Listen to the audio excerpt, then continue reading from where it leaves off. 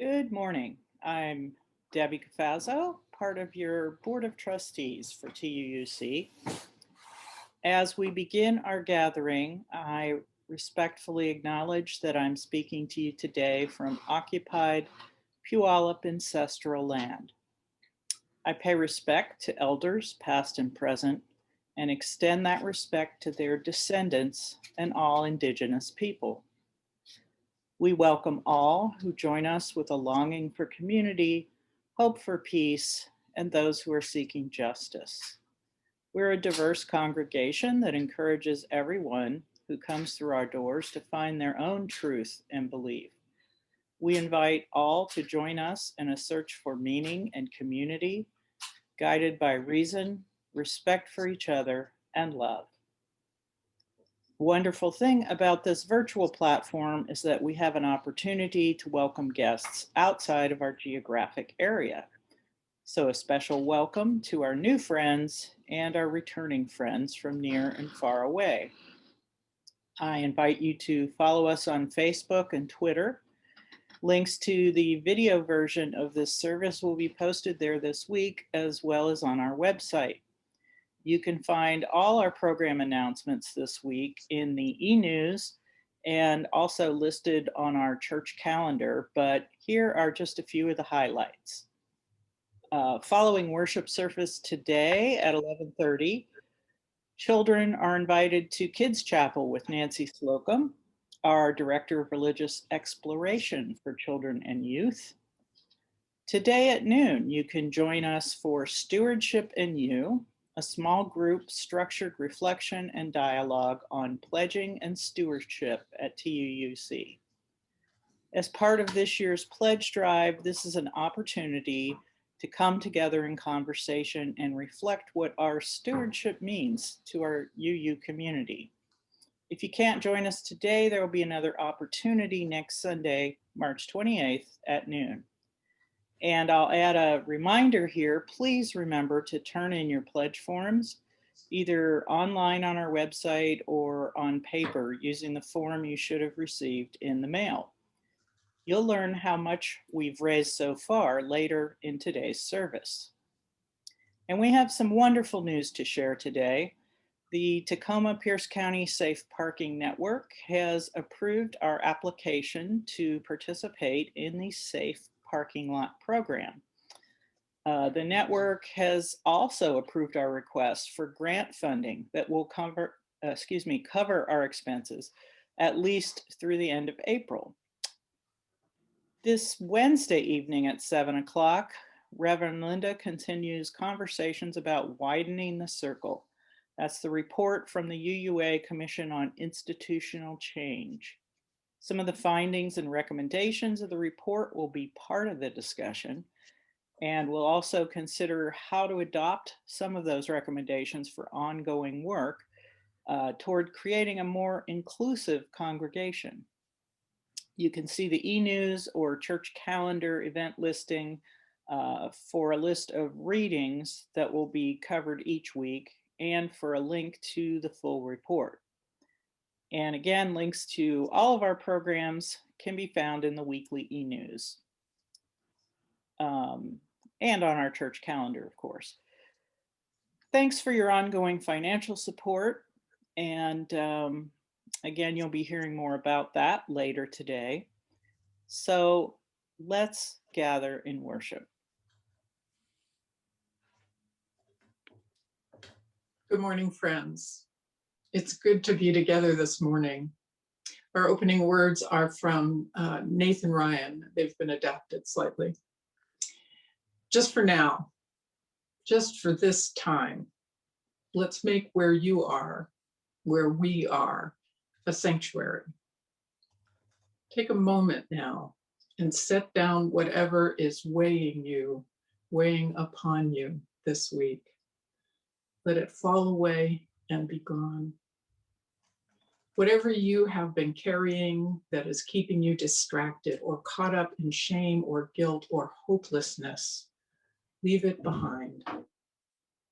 If you need it, it will be there when we are done. But for this time, for this hour we are together, just let it go. Come into this place with open hearts. Come into this place with a soul that has remembered how to be tender again. Come into this place with a renewed hope for the world. Come into this place ready to build the world we've always been worthy of and have always dreamed of. As I say, it is good to be together this morning. As Nancy lights the chalice, please join me in the chalice lighting reading. We light this chalice in deep respect for the mystery and the holiness of life, in honor and gratitude for those who have gone before, with love and compassion for those who dwell among us, and with hope and faith for the generations to come. Good morning. I'm Nancy Slocum. I am the Director of Religious Exploration for Children and Youth here at Tahoma Unitarian Universalist Congregation. And it is great to be here with all of you this morning. This is our time for all ages.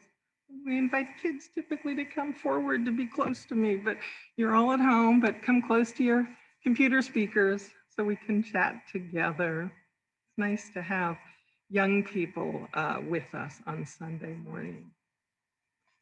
So some of you may remember a few months ago, I talked about spending a day volunteering at a tiny house village.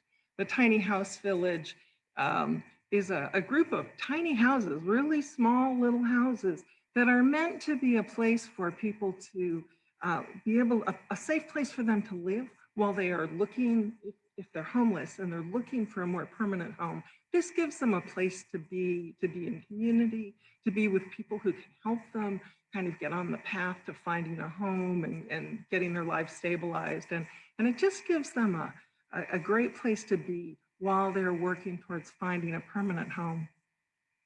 Well, over the last couple of weeks, I have had opportunities to volunteer again for another tiny house village. And this one is being built by the Puyallup tribe of Indians here in very close to Tacoma in Puyallup. And they're building on their land so that they can provide these temporary houses to members of their tribe who are experiencing homelessness. And this village is a little different from the other ones that I have worked than the other one that I worked at. Oops. I am going to share. I have a couple of photos to share with you. So give me a moment here while I do this.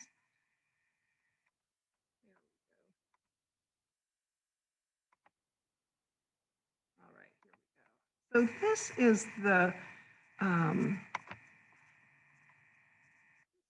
village over on the Puyallup land, and these are just a few of the homes. I think there's about 25 or 27 tiny homes that they're building.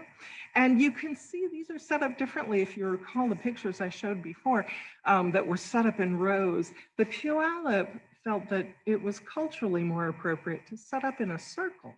And I gotta say, when I am there working in this space, it really feels like a community with these houses all facing one another. And in the middle, there's a covered tent where people can gather. So this has a different feel to it. Oops, now let's see. There we go. And one of the things that they've done here, you can see on each home, they have a little sign with a word in, or words in Lushootseed, the native language of the Puyallup, and underneath it in English. And it's some quality that they want to bring to the home and to the person in the home. So for instance, be helpful or be patient and have a long mind. I love that one. I need that one sometimes. Take care of yourself. Pay attention. Keep your head up. And the artwork is just beautiful. And so each home has one of these pieces of art on it. And they've named this village the place of transformation. The place of transformation. To transform something means to change it from one thing into another. And so they they are looking at this place as being a place of transformation for the people who are there, and also a place of transformation for their entire community. That by building this village, by inviting people who have perhaps left their community and have experienced homelessness, inviting them to come back into community with them. So, go back. Out of screen share here.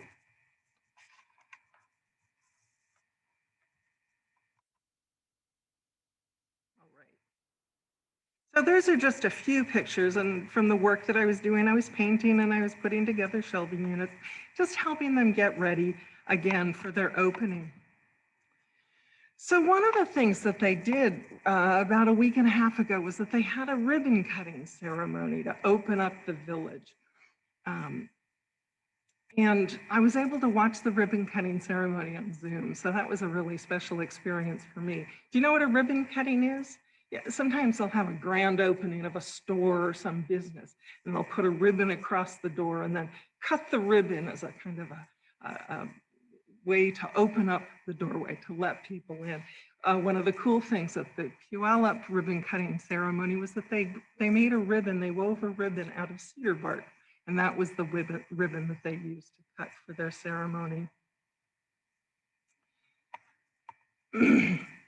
And one of the pieces of the ceremony, though, that really struck me was, in addition to having all the leaders and the people who'd really worked hard to put this village together, they called up about, I don't know, 6 or 7 people to serve as witnesses.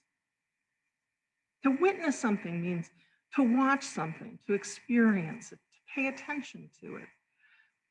And the Puyallup tribe, when they do ceremonies like these, and I imagine at other times, they pick people to be the witnesses to that. These people are chosen to pay careful attention to the event so that they can talk about it going forward. They can answer people's questions about it. They can share the story going forward so that everybody knows about it. You know, many indigenous cultures use storytelling as this way to pass on information. And they pass on history from generation to generation. And many of the stories that they tell have been told for hundreds and hundreds or even thousands of years.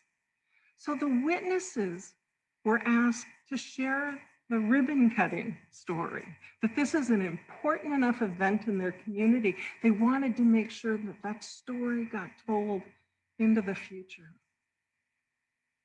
And I've been thinking a lot about that as I watched and witnessed the ribbon cutting ceremony. We talk here about how we all have our own stories. We're all on our own path. And what we witness and what we observe in our life, what we talk about, is what gets passed on. And how we talk about things is important. We all talk about joyous events in our lives. We witness those stories. We share those stories of fun things we've done, like birthday parties we've gone to, or outings to the beach or to mountains. We tell stories about accomplishments that we've had, like giving a great presentation in class or kicking the winning soccer goal. We also witness things that maybe aren't so good sometimes. Maybe we're witness to someone being treated unkindly or unfairly. And those stories also need to be told, don't they? When someone's being harmed, it's important that we speak up, that we tell that story. And then that's the way we can get help. Being a witness to those stories and sharing those stories can change the outcome. We can bring attention to those bad things that are happening, and we can work to change that story. And there can be lessons in our stories. I don't know about you, but I know I've had times when I've thought back on something I've done and I've thought, I really wish I hadn't done that, or I really wish I hadn't said that. And I know I try to learn from those stories. And I use the learning from those stories to change the future stories. We all are witness to events in our lives, and we tell the stories. And through our stories, we celebrate, we learn, we grow, and we always work to make the world a better place. That's our time for all ages this morning. And I share these words for our ending. We hold you in our love as you go, as you go. May your heart be at peace as you go, to nurture the spark of your precious life. We hold you in our love as you go. Take good care.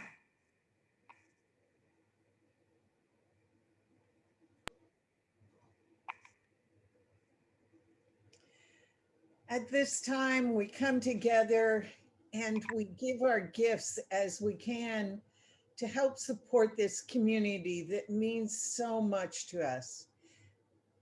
Please take a moment to go on our website or click the donate to Tahoma UU, or donate by texting to the number on the screen.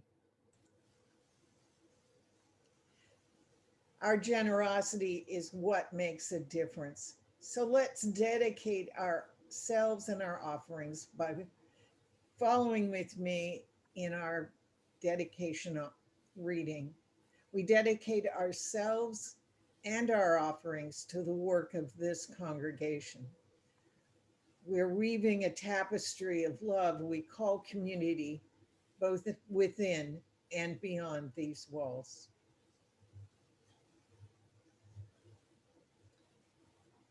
Good morning. My name is Sheila Wybrow. I'm a member of the 2021 Pledge Drive Committee. And we are happy to report that as of today, $82,222 have been raised from 41 pledges received. Thank you. This campaign is off to a good start. By now, you have hopefully received your pledge material in the mail, and you can save yourself the hassle of finding a stamp and mailing it. There is an online pledge form available on our website if you go to the Giving tab at the top of the website at any time, or you can click on the link to the online form posted in the chat. Throughout the pledge drive, you'll be hearing from fellow congregants who will share how they have put the Unitarian Universalist principles into action this year. They will share with you how their connection with TUUC has made their experiences possible, and why supporting TUUC matters and what it means to them. Today, we will hear from Janet Hazelton. Janet will share how the activities available to her at TUUC throughout this year have enriched her life and encouraged her spiritual growth, which aligns, I lost my spot, with the third UU principle. Janet has also participated in the 4-month Race Matters discussion, which brought her new learning about the origins of racism and ways to make the world a more just place for everyone, in alignment with the 2nd, 6th, and 7th UU principles. The volume of our video recording of Janet is a bit quiet, so you may have to adjust your volume or lean in a bit. Here is Janet. Hi, my name is Janet Hazelton. I've been asked to talk to you about why TUUC is important to me. Some of you might have attended the service when I talked about my wonderful experience participating in the Race Matters discussion group last fall. I learned a lot and had a great time. I appreciate the many other opportunities I've had for learning and growth by being part of our church community. I've grown through my participation in the Monday night meditation group.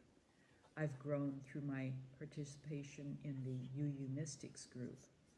I've joined a few meetings of Cups, the pagan group. Kat and others have been very gracious to my beginner's mind, and I've enjoyed spending time with them. I've enjoyed being a member of the Moon Dancers Covenant group, and particularly enjoyed our service projects, both within the church and out in the Tacoma community. Before COVID put a stop to in-person activities, I was part of an active group of kindred spirits. We helped prepare and serve meals to the homeless at Nativity House. We volunteered to help paint a house in South Tacoma. I am looking forward to supporting the Safe Parking Pilot Project in our church parking lot and also in supporting the Tiny House Project. I'm looking forward to when it is safe to meditate again in the sanctuary. I'm looking forward to enjoying music again in the sanctuary. I look forward to game night in the church basement and the restaurant group and the potluck dinners. I feel hope and comfort knowing that when it is safe to do so, these opportunities will be there for me. I want this church community to continue to provide opportunities for learning and growth and helping others. That's why I make it a priority to financially support TUUC. TUUC has enriched my life in many ways, even this year. I hope it has for you too. Thank you.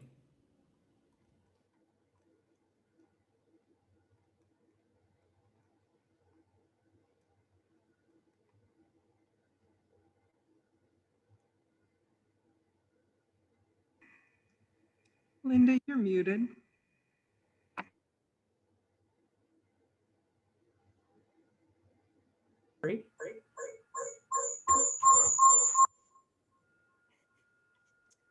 I tell you.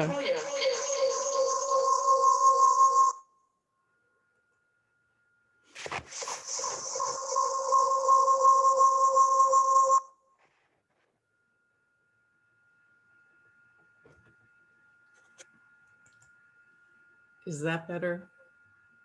Yes. Okay. Phew. Yes. Even a year in, there are still little technical woogies that happen. I beg your forgiveness. We're going to create a word cloud again together today. And our word cloud is at menti.com, and you can see the code in the chat. It'll also be on the screen once I bring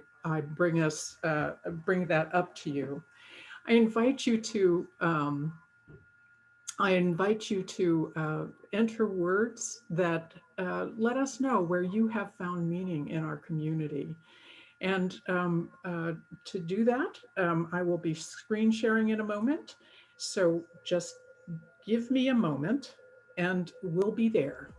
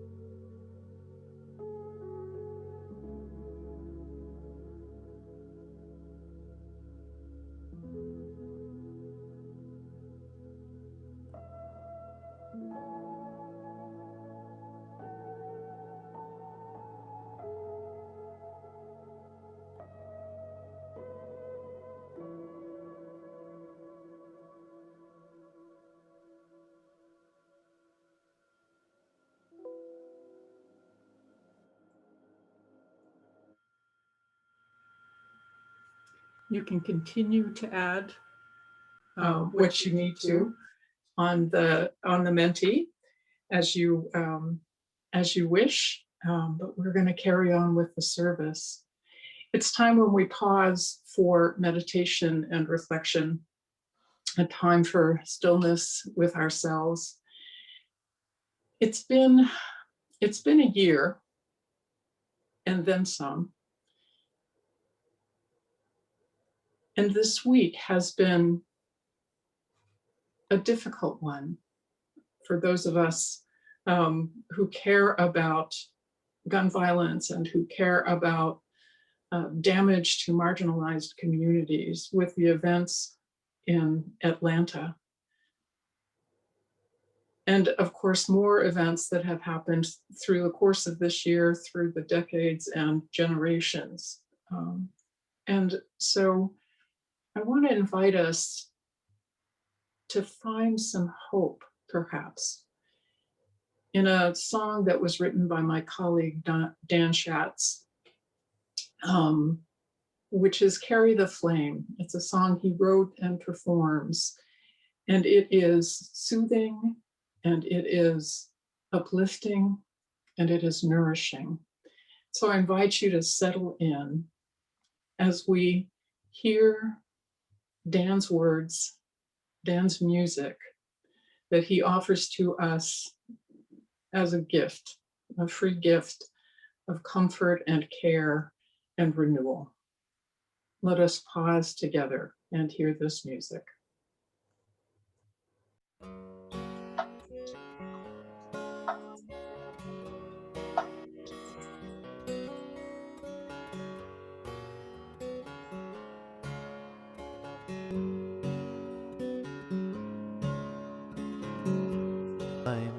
You ever knew the only thing that you could do was carry the flame. Sickness spreading through the land, you held your spirit in your hands and carried the flame. When storms and sorrows gathered round, you raised your head and you stayed your ground. You carried the flame. Through endless days of the hardest living, you kept on loving, kept on giving. You kept on and carried the flame. Raise it high, send its beacon through the sky, keep it strong and shining through the pain. Let it rise and let it grow, let it light the world, you know, let it glow. Carry the flame.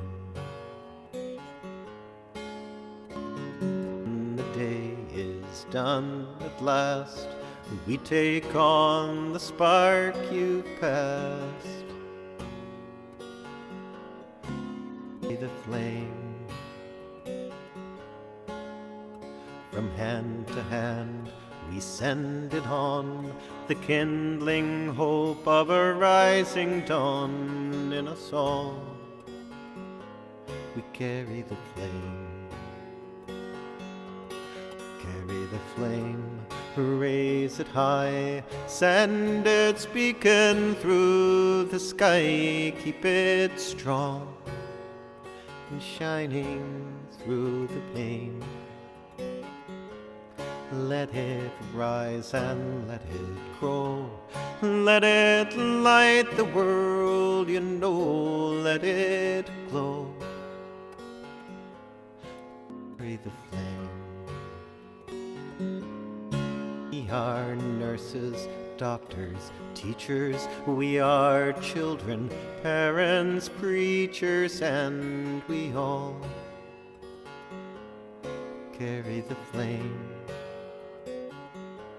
We are scientists and cargo packers, farmers, singers, grocery stackers, young and old. We carry the flame, raise it high, send its beacon through the sky, keep it strong, shining through the pain.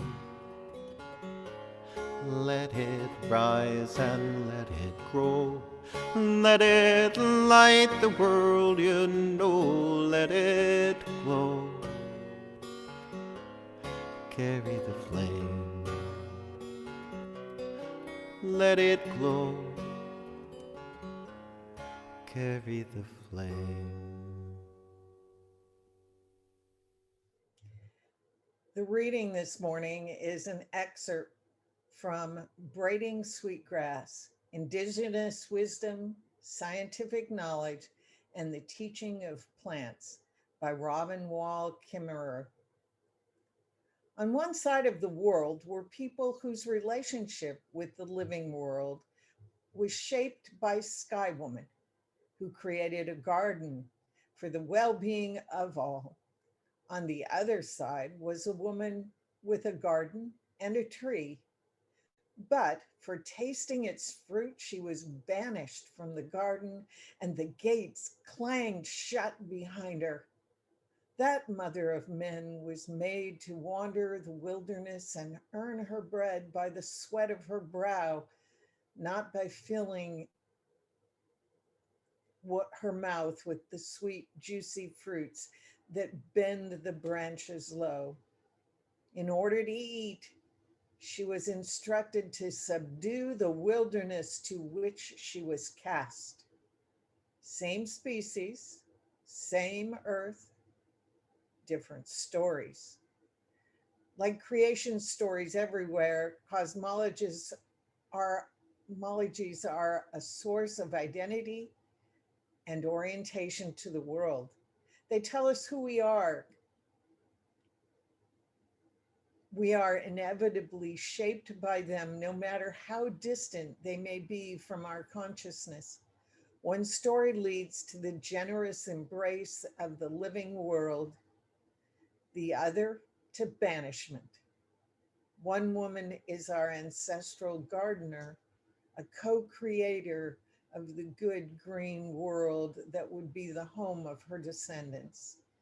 The other is an exile, just passing through an alien world on the rough road to her real home in heaven.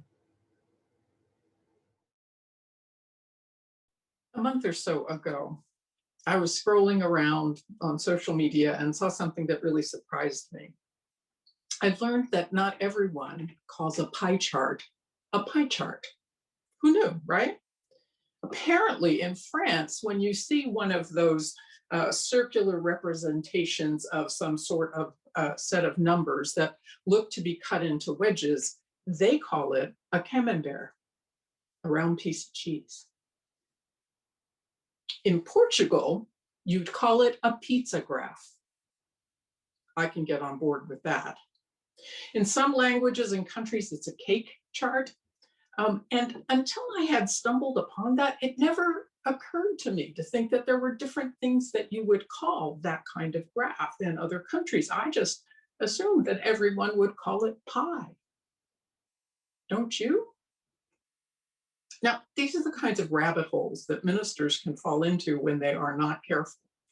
It's a sort of weird thing to be thinking about over the course of several days, but it reminded me yet again of another way of the importance of listening to different voices, different experiences, and different stories. Now, language is a quirky thing. Anyone who's studied languages other than English, even if it's not to the point of fluency, gets that there are nuances that are built into language that are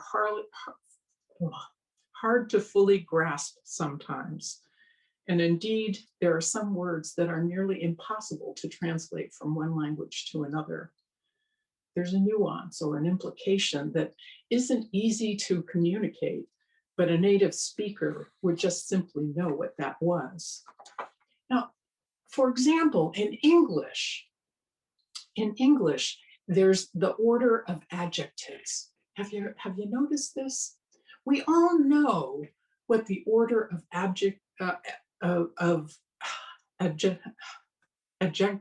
can't get the word out, of those things, even if we can't explain it or describe it. In the Elements of Eloquence, How to Turn the Perfect English Phrase by Mark Forsyth, he outlines what that order is: opinion, size, age, shape, color, origin, material, purpose, noun. That's how you put them together. Forsyth offers this sentence: you can have a lovely little old rectangular green French silver whittling knife, but if you mess with that word order in the slightest, you sound like a maniac. Try it sometime. What we say and how we say it is utterly shaped by the language that we use, our experiences, and our culture. We're shaped by the stories that we tell and the meaning that we're told to take from those stories. Robin Wall Kimmerer offers us a striking example of the way that stories shape us. The Sky Woman, the creation myth of the Potawatomi people, tells of a woman falling from the sky into the sea who is saved by the animals who already live there. When a turtle offers its back to lift her out of the water, it becomes the ground on which people and land animals live. And the seeds that are in Sky Woman's pocket become the lush and generous flora that grow to nurture the people and animals. It's a stark contrast to the stories of the Jewish and Christian people that most of us learned as children and which are living in our culture all around. Kimmerer suggests later that when Eve and Sky Woman finally meet, Sky Woman notes that Eve got the short end of the stick. Those deep stories tell us how to relate to each other, to the earth, to our non-human family that we share this world with, even if we don't consciously attend to the narratives or think that they are a literal telling of the drama of creation. They tell us our role in the drama of all that is. Let me note just for a moment that many years ago when I lived in Washington, D.C., sitting in a bar late at night with a group of people, one of the folks around the table was a speechwriter for a congressperson.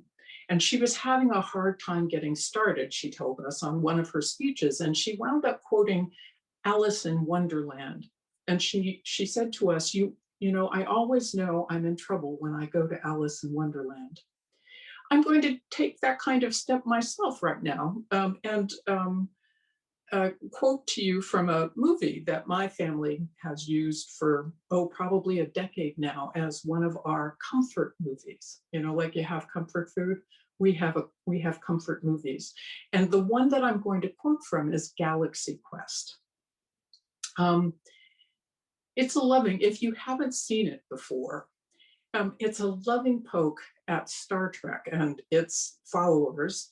And in this movie, the actors who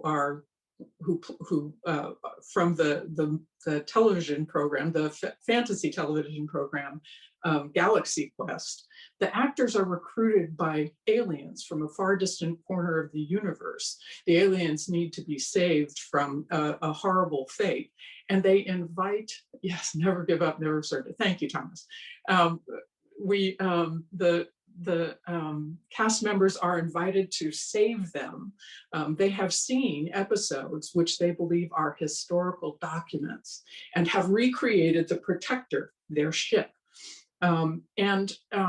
The central characters, as they head off to help these aliens and help them defend themselves against the warmongering General Saris, who is bent on destroying them. As they head off, there's an extra, a guy who is actually named Guy, who had a big part in one episode, and he goes along with them. When eventually the crew of the Protector are sent down to the surface to find a new beryllium sphere to help power the ship, don't ask, Guy panics as they ride down to the surface. He's just a bit player, you know. He's the one, he believes, who will inevitably be killed. He's the red-shirted guy in Star Trek, the Star Trek universe, who always dies on the surface. It's never any of the major characters. In the midst of his panic, another crew member looks at him slyly and says, maybe you're the plucky comic relief guy. Maybe not the sacrificial lamb. When we get enmeshed in the stories and roles that our culture offers us, we sometimes get lost and forget that there are other stories possible. For a substantial number of us in this congregation, our culture is a European settler culture, where particular ideas and understandings that don't often serve us and can do damage to us even when we don't notice them. That European and settler culture is the one that many of us have grown up in and who live in without even noticing it.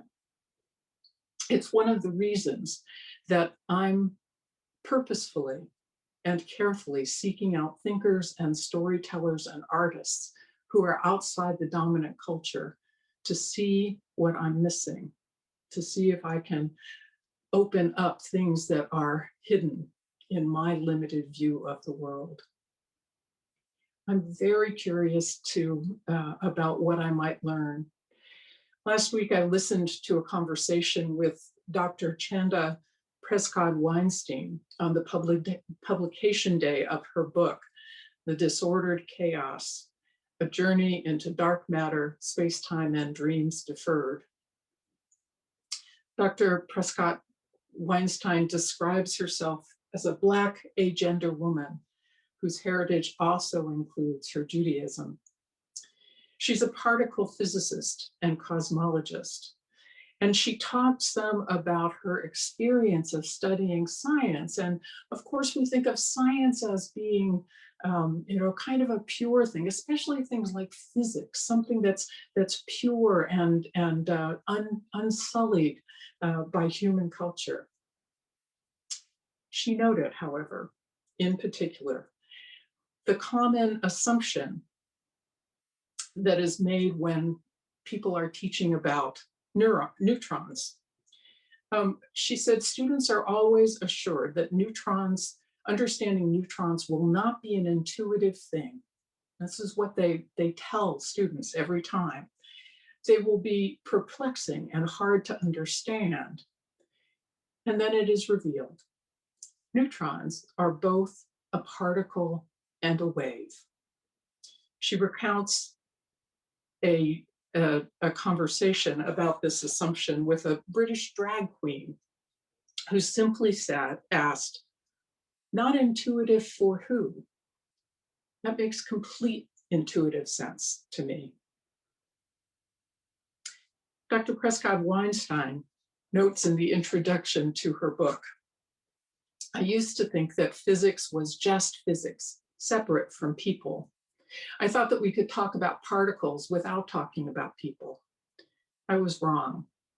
At different points, I came to understand physics as something that involved people. Studying the physical world requires confronting the social world. What I trust is that the more voices that we hear, the more perspectives we can understand, the deeper and better our perception of the world is. The Elephant and the Blind Men is a pretty tired old story of each having a different view of the elephant by virtue of what part they have a hold of. But it continues to be true. The part we hold may not be the best. It may not be the most complete. Indeed, it may be the one that is harmful, that does damage to others or to the world. So much in our world is fraught right now.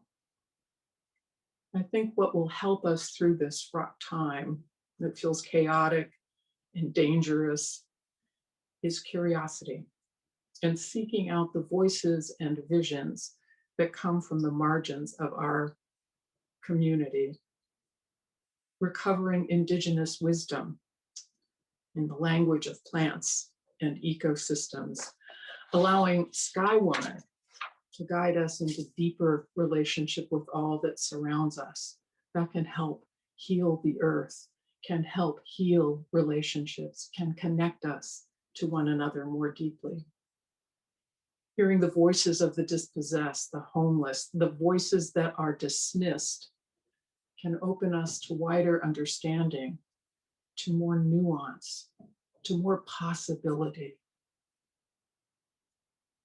Colleague Teresa Enes Soto reminds us that all of us need all of us to make it.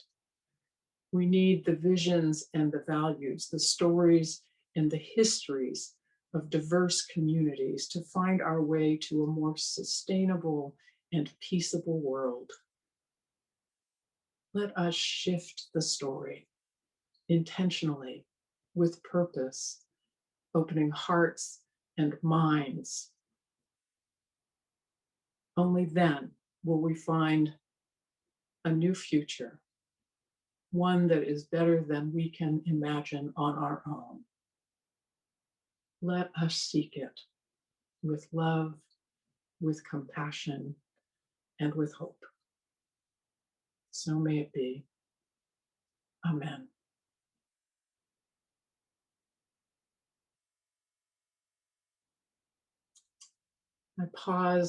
Let's pause to set our intention.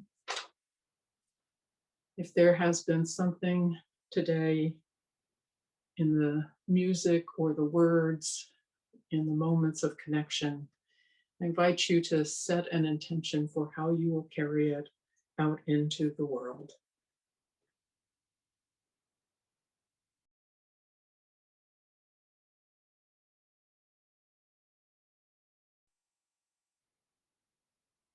May it be so. Amen. Our closing words are from Jim Wickman.